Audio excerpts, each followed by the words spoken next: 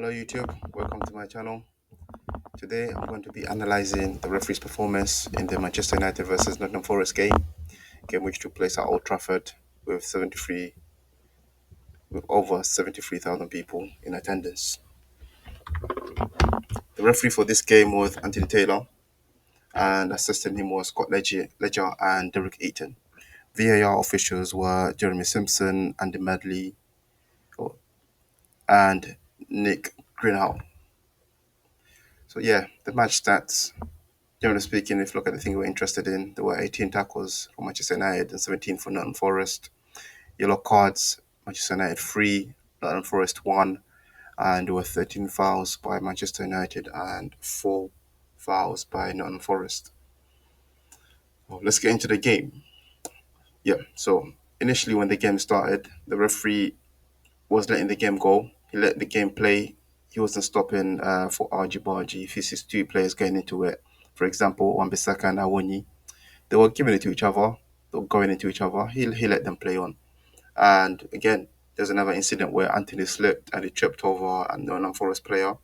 It's a slip, not a foul. He let player go on because Nottingham Forest had the advantage and it led to an attack. So that was really good to see that he wanted to let the game flow. He wanted to let the game go. Well, he wanted to let the game flow and allow play to take place for as long as possible.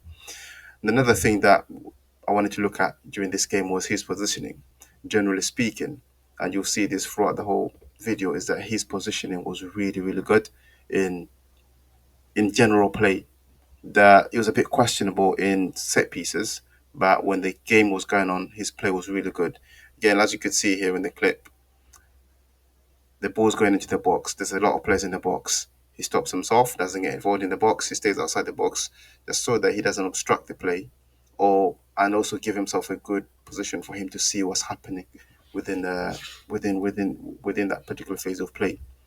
And again, down here in the bottom of the picture of the screen, you could see he's right in the middle of play, so he's got a very good visual of what's happening. Moving on, again here, I want to mention his positioning during the gameplay was very good. You could see him in this clip. He doesn't run into the box. He runs on the edge of the box to stay away from play, obstructing play, and also changes position to make sure that he has a very good visual. He could see exactly what's happening around the box and he's not obstructed by players running across him. So again, very good. And yeah, another thing that I noticed about this Anthony Taylor, there's an incident where a player had the ball kicked in his balls and yeah, he stopped. Well, he didn't stop play. The play had already stopped, but he stopped. Went over to the player, asked him if he's all right. You know, for a referee, this is important because if you show compassion to players, they'll give you a less difficult time. You know, but if you think you're hard, you think you're tough, players are going to give you a hard time simply because, well, you think you're tough. You know, it's human nature. But generally speaking, it's always good to see referees showing compassion towards players. Again, during the first foul where Bruno Fernandes tripped over a midfielder from Nottingham Forest, Anthony Taylor was in the right position to observe the foul and give the foul, which again, praiseworthy. Now, the other thing I noticed throughout the game was that whenever the ball went into the two corners where the linesman was, he never went into that corner. He stayed out and let the linesman, or he used the linesman to assist him in that situation, which then helped him. If there was a switch of play, he still maintains his central position and he can switch or he can get involved in the second phase of play straight away rather than him running into the corner and then having to sprint out in the corner chasing the ball because the ball moves faster than the man. So if you're in one end of the pitch, the ball can easily get to the other end of the pitch in a second, just like that. So it was really important to see that he was utilizing his linesmen throughout the whole game. Again, if we move on to the corners, you see the first few corners in the game. And again, the first goal was from a corner. Like I said, his positioning on corners was a bit questionable. Over here in the first picture, you could see that he's got a very good position. You could see what's happening on the front post. You could see what's happening on the back post. He's got a very good visual of where the ball's coming on. So he could assess, he can reposition himself if he needs to. So that's a very good position. Again, second picture, he's looking He's taken up a good position, very good visual of the players at the front post, players at the back post. You see them, Martial and the other player hugging at the back post there. But he could see what's happening. Again, he could see where the ball is as well. So these guys aren't involved in play. So the play, he doesn't have to blow just for that because the ball stops on the front wall. The ball heads to the front post and gets headed away. And if we move on to the third corner, where the first goal happened, he stands at the back post and he's having to look through so many players. He can't see Martial hugging or blocking the player at the front post from Nottingham Forest, which then gives Rashford an opportunity to run into the space left and put the ball in the back of the net. So again, questionable Anthony Taylor, because as the ball comes in, if you can't see what's happening at the front post, you could adjust your position to put you in a better position so that you could see what's happening at the front post. But in this case, again, he just stood in one place, which which wasn't good to be honest. Because had he seen Martial hugging, hugging or blocking the Nottingham Forest player, he probably would have given no goal. Which to be so he's within good reason if had he not given that goal. But VAR couldn't do it because again, not a clear and obvious error. And again, that led to the goal for Manchester United.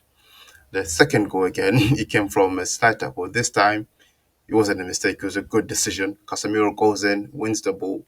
Not for us player jumps over, does his little rope on. He's I need to go to hospital. I'm injured. Uh, but ref doesn't buy it. He lets play go on, go on.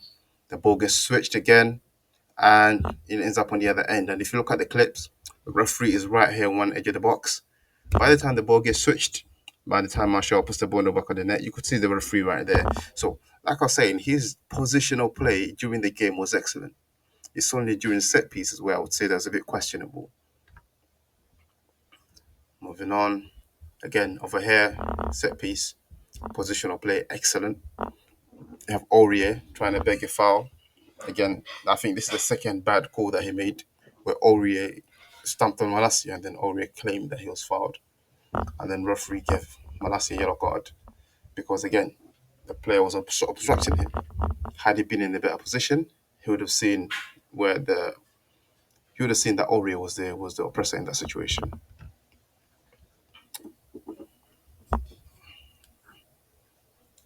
But then again, more set pieces. So if you look at all the clips, you notice that the clips during general play, where the ball's moving up and down, he's always in a good position. And set pieces, this set piece here again, he's standing on the back post and he can't see what's happening at the front post.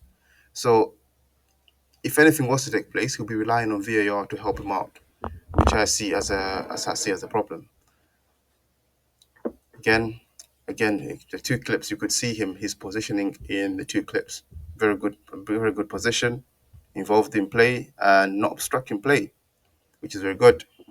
And the two corners that you see in this picture, the two corners that you can see in this picture, you can see that both he can't see what's happening at the front post. He's having to look for a bunch of bodies for him to see what's going to happen at the front post.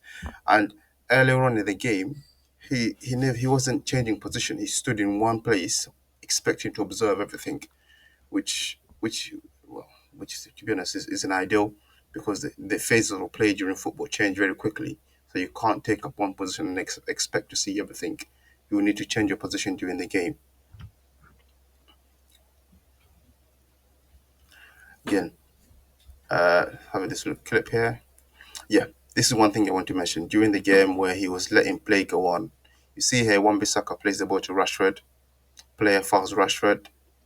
He tries to let it go, but player continues to foul Rashford, but he doesn't. He continues to foul Rashford, and Rashford is completely impeded, so he stops the game. A second clip, goalkeeper plays the ball, Rashford wins the ball, and this time the player tries to jump on Rashford's back like a horse, but he ref plays on. You can see him there raising his hand, plays on, and the play goes on, which was good to see because he wasn't given silly niggly fouls. He was given serious fouls, and the majority of the fouls that he made or the calls that he made on fouls were correct. So that was good. Uh, Here, when Bissaka jumps in the air, wins the ball cleanly, referee could see it clearly But because Wan-Bissaka lands awkwardly and Jesse Lingard does not get up at all, Jesse Lingard gets the foul. Yeah, it was Rashford. Wan-Bissaka's foul. It should never have been Lingard's foul. Another free kick here at the bottom. You could see him, his positioning, which is good. You could see what's happening generally. The ball's coming from the other side. So he's in a good position. And again, the idea of letting play again, Wan-Bissaka and Awoni, they were giving it to each other throughout the whole game. And Wan-Bissaka seems to have won the battle because there was a lot of time where Awoni landed on his butt. Again, the soft fouls. This is soft foul, which this was given by the linesman. Anthony, small guy, barges into the unforced defender. The guy drops over like a Colonel Wounds, and the linesman gives the foul. I hate to see stuff like that. So, Nottingham Forest first goal, or disallowed goal. Casemiro gets tapped, a nutmeg. Referee's in a good position again to see what's happening. Gives the foul, and then yeah, can't really argue about it. It's offside. It's offside. Um, the ball's played onto Bonnie or Wilfred Bonnie is his name. Yeah, the ball's played onto him. It was going off, but then it's played onto him and it goes in. So it's offside. So VAR came to the rescue there, and it was made of good use.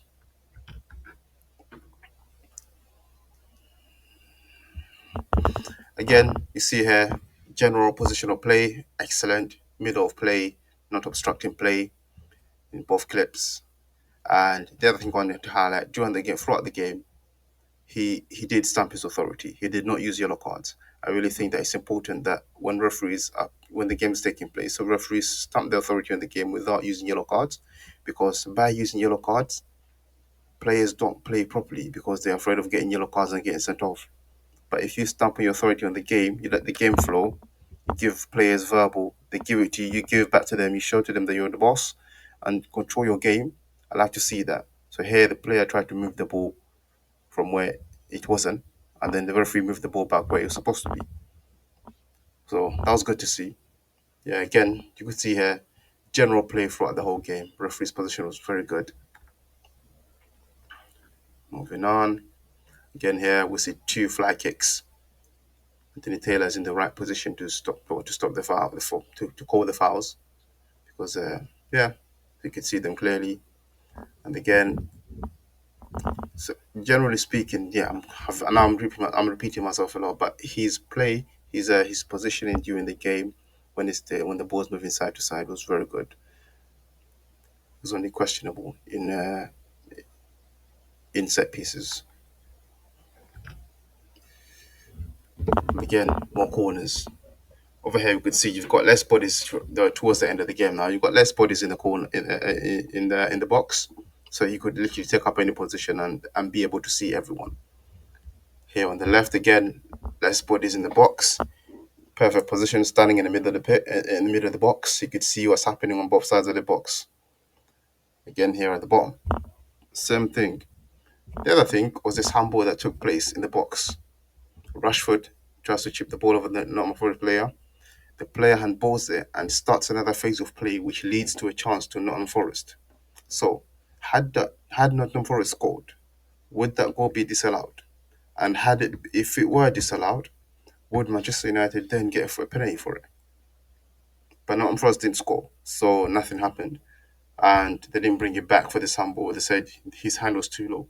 But this hand stops Rashford from gaining. It literally gives Nottingham Forest an advantage. It completely stops. Had that ball, that if that ball goes past this Nottingham Forest player, Rashford's in the box and he's putting the ball in the back of the net. So this handball rule needs to be looked at. It's a dodgy, bruv. Moving on again, positional play during his corners, good, really good. Um, there's one situation where I thought was really good, where he was obstructed, and he realized it was obstructed, so he quickly run and changed his position to give him a better view. So that was really good and praiseworthy. And again, calling fouls. Majority of the fouls he called were correct. Here, Ericsson tries to take out the player once. He lets him play on, and then Ericsson decides to wrestle him to the ground. and the referee finally blows the whistle and says, yeah, foul.